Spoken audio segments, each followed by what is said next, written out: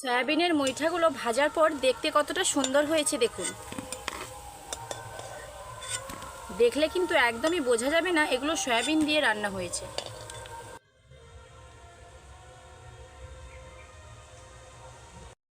রেসিপিটা দেখেই কিন্তু জিভে জল চলে আসছে। এখন বাড়িতে মাছ মাংস ডিম কোনো কিছু না থাকবে, মাত্র কয়েকটা সয়াবিন দিয়ে এইরকম সয়াবিনের মুইঠা বাড়িতে বানিয়ে দেখতে পারেন।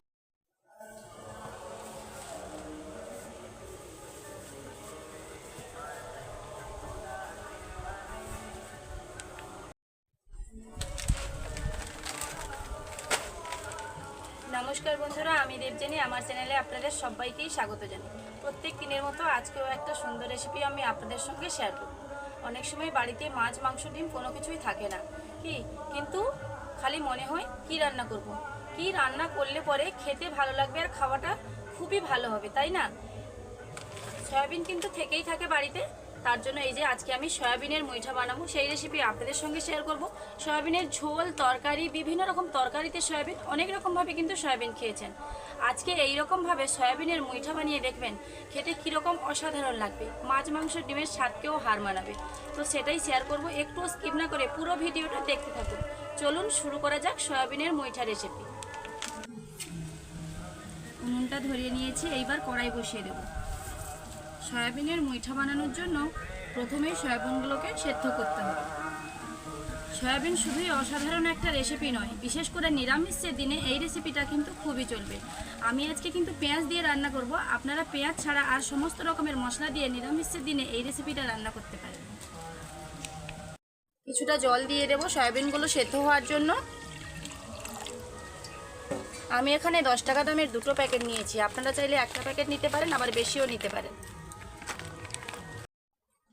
3 থেকে 4 মিনিট এটা ভালোভাবে ঢাকনা দিয়ে সেদ্ধ করে নেব।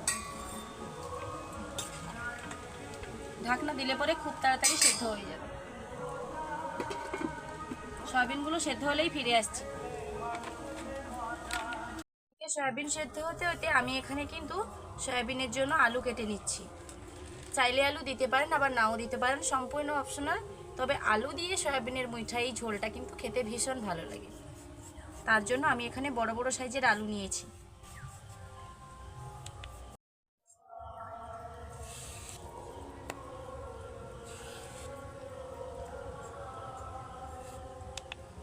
আলু কাটা কিন্তু কমপ্লিট হয়ে গেছে, এদিকে সয়াবিনটাও সেদ্ধ হয়ে গেছে। এইবার একটা ছান্তা এনে সয়াবিনগুলোকে গরম জল থেকে একটা পাত্রে নামিয়ে নিতে হবে।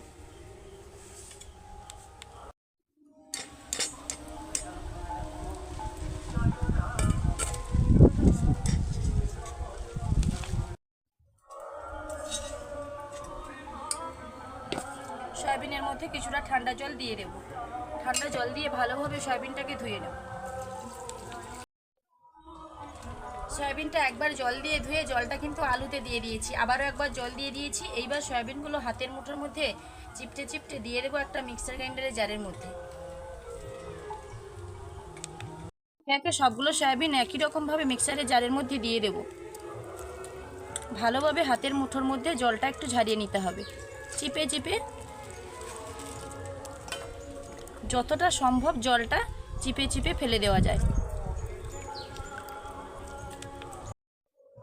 কিছুটা আদা ও কাঁচা লঙ্কা স্লাইস করে কেটে রেখেছি, সেগুলো দিয়ে দেবো। এর মধ্যে দিয়ে ভালোভাবে পেস্ট করে নেব। আপনারা চাইলে আদা কাঁচা লঙ্কাটাকেও আলাদা বেটে নিতে পারেন। যখন সয়াবিনটা পেস্ট হয়ে যাবে তারপর কিন্তু এর সঙ্গে মেশাতে পারেন। আমি একসঙ্গেই পেস্ট করে নেব, ঢাকা লাগিয়ে পেস্ট করে নিচ্ছি।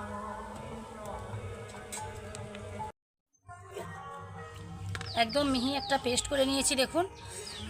এইবার একটা পাত্রে আমি এটা ঢেলে দেব।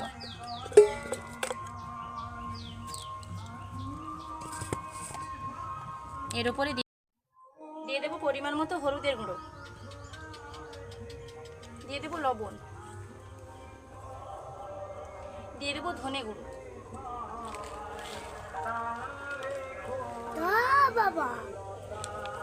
দিয়ে দেবো জিরার গুঁড়ো, ঝালের জন্য দিয়ে দেবো লাল লঙ্কার গুঁড়ো। এটা দিতেও পারেন, আবার নাও দিতে পারেন। দিয়ে দেবো কিছুটা গরম মশলার গুঁড়ো। এবার বাইন্ডিংয়ের জন্য দিয়ে দেবো বেসন। বেসনটা যে যার পরিমাণ বুঝেই দেবেন, অনেক সময় অল্প বেসন হলে কিন্তু খুব ভালো বাইন্ডিং হয়ে যাবে। আবার যদি একটু সয়াবিনটা জলজলে ভাব থাকে একটু বেশি পরিমাণে বেসন লাগবে। আমার কিন্তু একটু জলজলে ভাব রয়েছে, তাই আমি একটু বেশি করেই বেসনটা দিলাম। দিয়ে এটা হাত দিয়ে ভালোভাবে মেখে নেব। মিক্সারের জারে যেগুলো আছে লেগে আছে সেগুলো আমি নিয়ে নিই। ভালোভাবে এটাকে মেখে নিচ্ছি।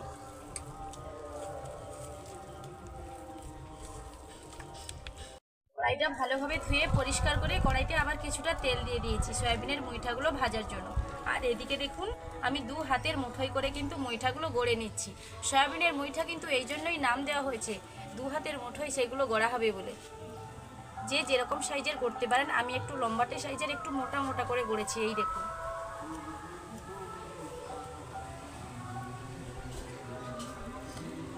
হাতের তালুর মধ্যে একটু তেল লাগিয়ে নিয়েছি। তারপর এইরকমভাবে মুইঠাগুলো গড়ে নিচ্ছি।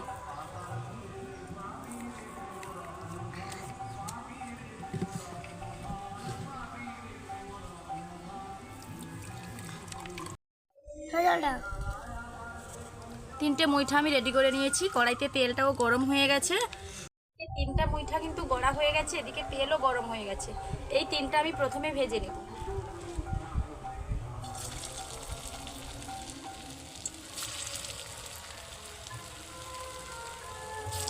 যেহেতু কড়াইতে জায়গা রয়েছে আরও একটা গড়ে দিয়ে দেব। একদিক বেশ হালকা হালকা ভাজা হয়ে গেছে, অপর দিক আমি উল্টে দেব।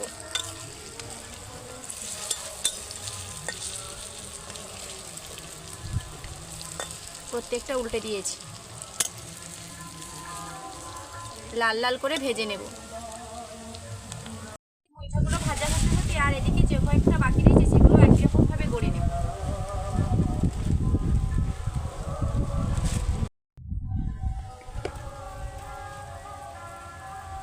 এই মুইঠা গড়া কিন্তু খুবই সহজ। আমি একটু লম্বাটে শেপে মুইঠাগুলো গড়ছি, আপনারা চাইলে একটু ছোটও করতে পারেন, আরও একটু মোটা করতে পারেন, কিংবা চ্যাপটা করতে পারেন। একদমই মনের মতন করে গড়ে নিতে পারেন। সয়াবিনের মুইঠাগুলো খুব লাল লাল করে ভেজে নিয়েছি। এইবার এগুলোকে প্লেটের মধ্যে তুলে নিচ্ছি। দেখতে কতটা সুন্দর হয়েছে দেখুন। সয়াবিন দিয়ে যে বানানো হয়েছে দেখলেও বোঝা যাবে না আর খেলেও বোঝা যাবে না। আবারও যে কয়েকটা গড়ে রেখেছি দিয়ে দেব।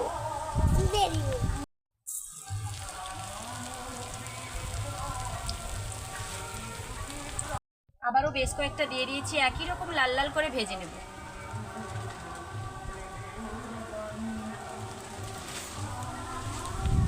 সমস্ত মুইঠা আমার ভাজা কমপ্লিট হয়ে গেছে। একে একে তুলেও নিয়েছি সবগুলো প্লেটের মধ্যে।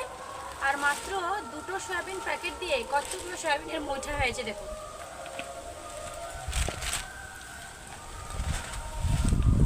ভাজাগুলো দেখলেন তো কতটা সুন্দর হয়েছে, আর ভাজতে কোনো অসুবিধা হয়নি, মুইঠাগুলো গড়তেও অসুবিধা হয়নি। ঠিক এরকমভাবে বাড়িতে বানাবেন, কোনো রকমের কোনো অসুবিধা হবে না।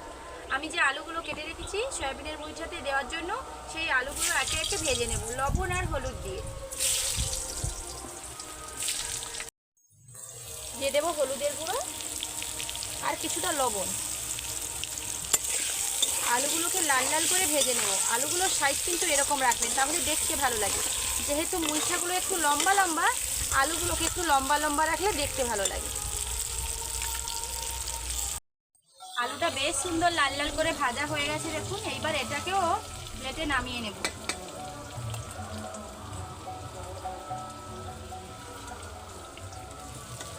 কতটা সুন্দর লাল লাল হয়ে ভাজা হয়েছে দেখুন।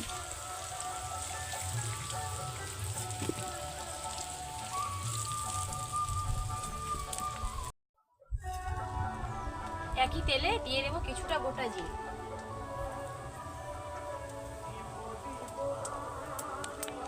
দেবো টমেটো।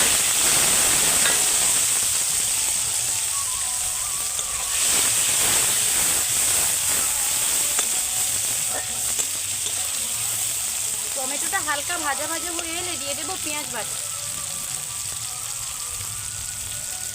পরিমাণ মতো লবণ। লবণটা আমি প্রথমেই দিচ্ছি, তার কারণ হলো টমেটোটা খুব সহজে গলে যাবে। টমেটোগুলো প্রায় অর্ধেক গলে গলে এসছে দেখুন। এই সময় দিয়ে দেব পেঁয়াজ বাটা।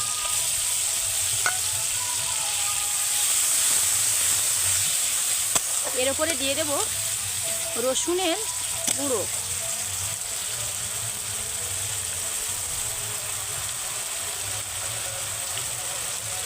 দিয়ে দেবো আদার গুঁড়ো। পেঁয়াজ, টমেটো, আদা, রসুন একসঙ্গে বেশ ভালোভাবে ভাজা ভাজা করে নেব। পেঁয়াজ, টমেটো, আদা, রসুন সমস্ত কিছু ভালোভাবে যে ভাজা হয়ে গেছে বুঝতে পারছেন কিনা দেখুন। চারদিকে কিন্তু তেল ছেড়ে ছেড়ে যাচ্ছে। এই পর্যায়ে বুঝতে হবে এগুলো ভালোভাবে ভাজা হয়ে গেছে। এইবার একে একে সমস্ত ধরনের গুঁড়ো মশলা অ্যাড করতে হবে। প্রথমেই দিয়ে দেব হলুদের গুঁড়ো, ঝালের জন্য দিয়ে দেব লাল লঙ্কার গুঁড়ো। আমি এই লঙ্কা গুঁড়োটা কিন্তু একটু হালকা করেই দিয়েছি। এখন প্রচুর প্রচুর গরম পড়ে গেছে, খুব বেশি ঝাল আর খেতে ভালো লাগে না। দিয়ে দিলাম একটু কাশ্মীরি লঙ্কার গুঁড়ো, জিরার গুঁড়ো দিলাম, ধনে পানমৌরি একসঙ্গে গুঁড়ো করা রয়েছে দিয়ে দিলাম। সমস্ত ধরনের মশলা দিয়ে 1-2 সেকেন্ড মতন আমি কিন্তু এটা নেড়ে নিলাম। তারপর সামান্য পরিমাণে জল দিয়ে মশলাটা কষাবো। জল দিলে পরে মশলাটা খুব ভালো কষানো হয়।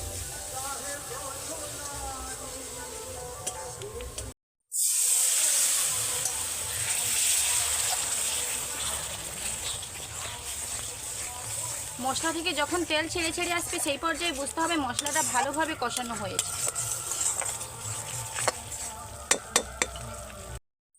মশলাটা ভালোভাবে কষে নিয়েছি, চারদিকে কিভাবে তেল ছেড়ে ছেড়ে গেছে দেখুন। এই সময় কিন্তু ভেজে রাখা আলুগুলো দিয়ে দেব।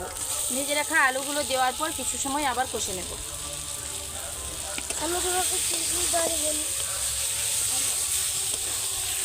এসে থালায় বসে পড়েছে মুইঠাগুলো খাওয়ার জন্য। কি দেখছে খালি এদিক ওদিক। 1-2 মিনিট মতন আলুটাকে মশলার সঙ্গে ভালোভাবে কষিয়ে নেব। এইবার আমি জল দিয়ে দেব।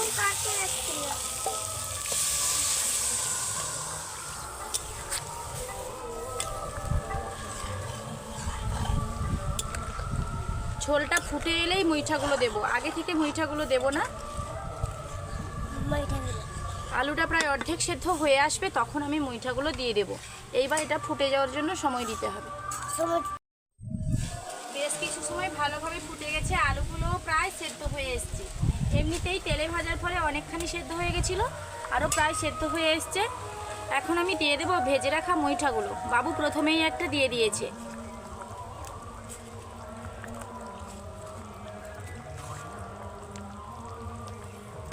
মুইঠাগুলো দেওয়ার পর 3 থেকে 4 মিনিট ফোটাবো, এর বেশি কিন্তু ফোটাবো না।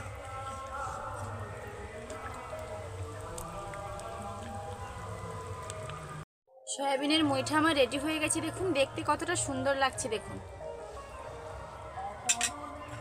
এইবার আমি একটা বাটির মধ্যে কিন্তু বেড়ে নেব।